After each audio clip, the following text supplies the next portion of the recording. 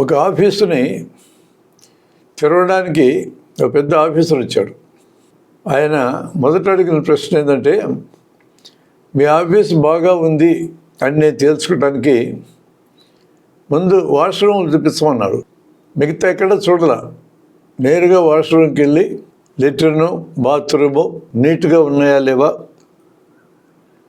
అనే గమనించి, నీట్గా ఉన్న తర్వాత మిగతా ఏవి బాగున్నా బాగలేకపోయినా ఆఫీస్ బాగున్నట్టు లెక్క అన్నాడు. అంటే చాలా చోట్ల వాష్రూమ్ని పట్టించుకోం. మెడికల్ కాలేజ్ హాస్టల్లో వరస్ట్గా ఉండే ప్లేసు వాష్రూమ్, తర్వాత వరస్ట్గా ఉండేది పిల్లలు పడుకోవడానికి ఉపయోగించే రూములు. ఎక్కడ పడితే అక్కడ పుస్తకాలు చెత్త చెదారు వేసి ఉంటుంది. రూమ్కి 2-3 ఉంటారు.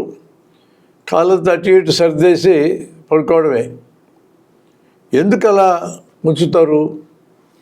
వాష్రూమ్స్ కానీ రూమ్ కానీ ఆఫీసులు కానీ శుభ్రంగా ఎందుకు ఉంచరు? అవి మనవి కాదు.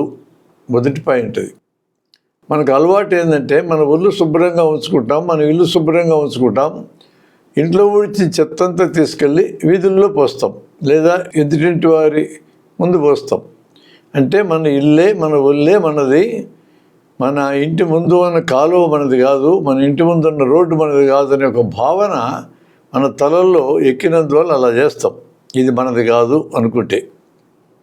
వాటిని మెయింటైన్ చేయాల్సిన బాధ్యత మంది కాదు అనుకున్నప్పుడు కూడా అలానే వదిలేస్తాం.